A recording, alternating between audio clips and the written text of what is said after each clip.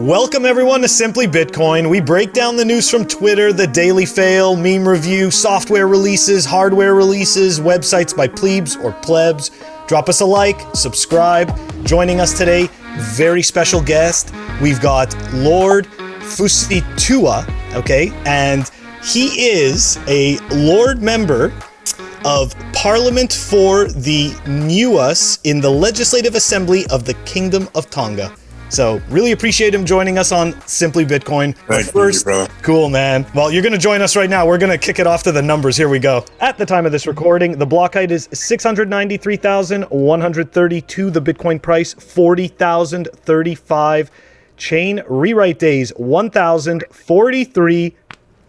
Total public Lightning capacity, another all-time high, 2,033.91. Bitcoin versus gold market cap, 6.42 sats per dollar, 2,498. Now, before you say anything, Nico, we've got the sound.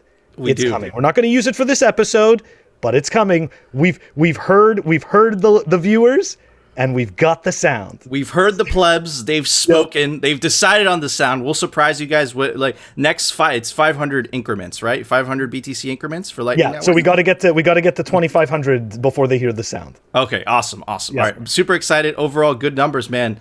The noise is the price. The signal is the Lightning capacity. That just keeps on crawling up. But I'm going to shut up now. Let's move on to Daily Fail so we can get our guest in. Daily Fail. Okay, we reported on this rug pull a couple of weeks ago, and this 803 account, for whatever reason, tagged us. So I got to digging into this, and this post trail kind of serves a bit as a warning to scammers that think that they can get away with stuff. Anyways, so let's do a little retrack here. StableNet on BSC, Stable Magnet. I don't know why I call them StableNet. Stable Magnet on BSC rugged more than 30 million in deposits. Most of the scammers are under arrest. Only 3 HK criminals escaping. Then we get tagged over here with a whole bunch of other people. They'll be caught sooner or later. And this ended up into like a follow-up tweet, okay, by this account at Cryptoggle Update.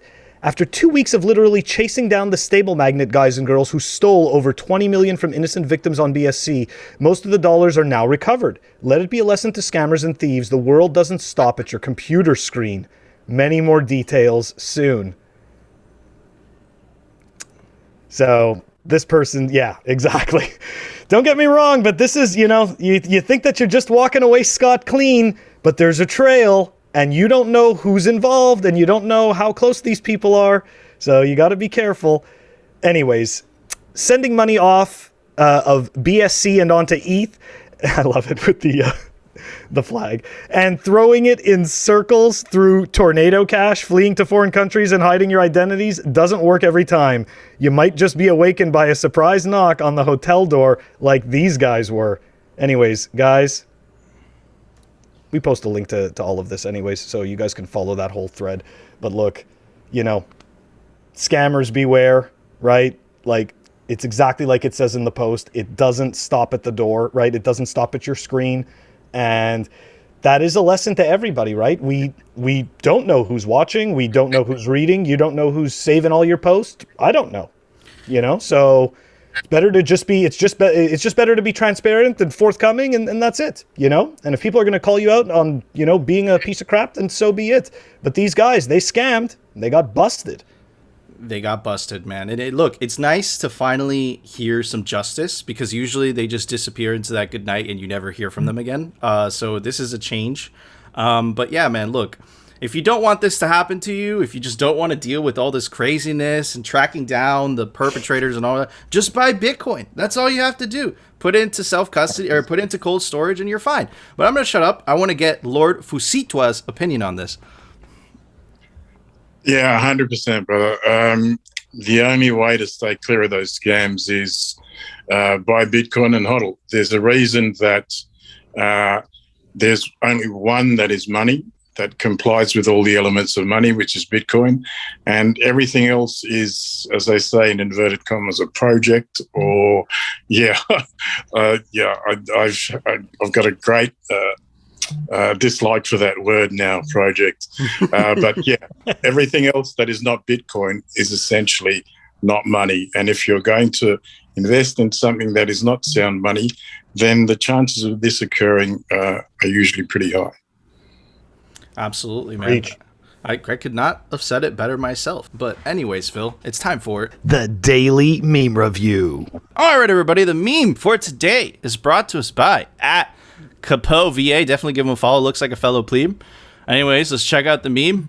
The IMF, El Salvador with the cat, and the volcano. Awesome meme, bro. Shout out. I picked this one for the Lord, okay? Because the IMF and the World Bank were in there, so I thought he would like it. Anyways, 100%. I'm gonna give that many times. It's perfect, man. Just memes. They're common language. Everyone speaks them. Because it's such a good meme, I'm gonna give it these Coca-Cola 3D glasses. What about you, Phil? Awesome. Those look like they're from the 80s. I don't know why they look very 80s. Is it like the 3D, the blue and red 3D? Yeah, it's like the black, the new. I like the blue. The new and red style better. 3D. Mm-hmm. Okay. So they're not. Yeah. Sorry. I said it's the newfangled one. I've got. I don't know whether you're old enough. Back in the 70s, we used to have like. It's like a viewfinder with slides in it, and you press it, and it goes round in circles and tells a story in 3D. I'm 42. I had one as a kid. Yeah, there you go. Boom. Yeah. I'm almost 30, but yeah, I have definitely played with those things before for sure. Yeah, okay, so Phil, what would you give that meme? I'm gonna give it very untraditional but fun Bluetooth speaker. Bluetooth speaker. Okay.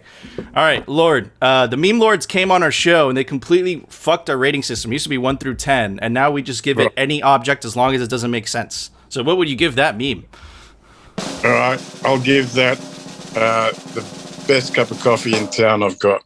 Amazing score. The best cup of coffee, the new 3D glasses, and Phil, I don't even know what that was. It was just a speaker. It was just a Bluetooth speaker. A Bluetooth speaker. Awesome scores for an awesome meme. Anyways, guys, do you agree with our scores? Do you disagree? Let us know down in the comments. And of course, give us memes to review. Join our Telegram. Link us some memes because it's a meme review. And that's what we do. We review memes. But anyways, Phil, it's time for it.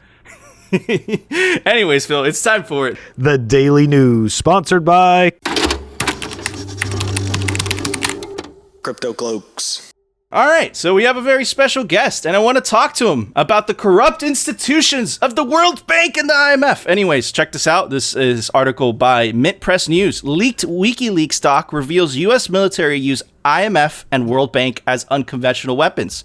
Here is the WikiLeaks document, which we will put down in the link description. You guys could, just feel free to do your own research. It is 248 pages, but this article does a really good job at summarizing it, and I want to get Lord's opinion on all this. In a leaked military manual on unconventional warfare recently highlighted by WikiLeaks, the U.S. Army states that major global financial institutions such as the World Bank, International Monetary Fund, and the Organization for Economic Cooperation and Development are used as unconventional financial weapons in times of conflict up to and including large-scale general war, as well as in leveraging the policies and cooperation of state governments. Wow. Wow, that sounds very corrupt, Phil. No. That doesn't surprise me at all. Anyway, friends. They're friends exchanging favors.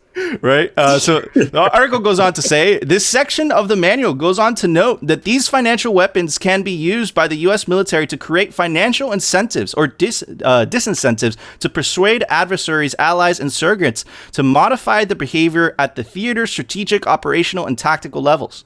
Sounds like a lot of BS. Anyways, the role of these independent international financial institutions as extensions of U.S. imperial power is elaborated elsewhere in the manual, and several of these institutions are described in detail in the appendix to the manual titled The Financial Instrument of National Power. Wow. So it looks like, the U.S. government under the guise of the IMF and the World Bank actually use those institutions to essentially, it's a new form of neocolonial act. English, motherfucker, do you speak I can't pronounce that word. Colonialism, yeah. Neo-colonialism. Exactly. Thank you. So yeah, man. And anyone who's laughing, English is my third language, okay? But yeah, man. So look, Lord Yeah, Fusitu'a, exactly. does this surprise you at all when you hear that? No, not at all. The interest of the fiat central banking systems of the US and the G7 and to an extent the G20 have been to basically turn Africa into a mine to be extracted for the developed world, and to turn the Pacific and South America and the Caribbean into plantations to provide the developed world. And in return, the IMF and the World Bank give them loans, but ensure that they remain as a mine and as a plantation without the ability to build secondary and tertiary industries so that they can hopefully become trade positive and trade themselves out of these situations. So in that aspect, most definitely the World Bank and the IMF are used as a weapon to keep these nations under the hegemony of the fiat central banking system.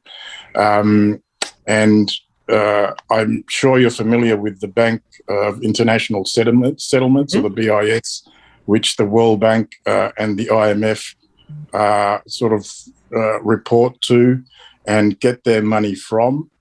And the history of these banks is unwaverable. It was used to finance Nazi Germany during the war.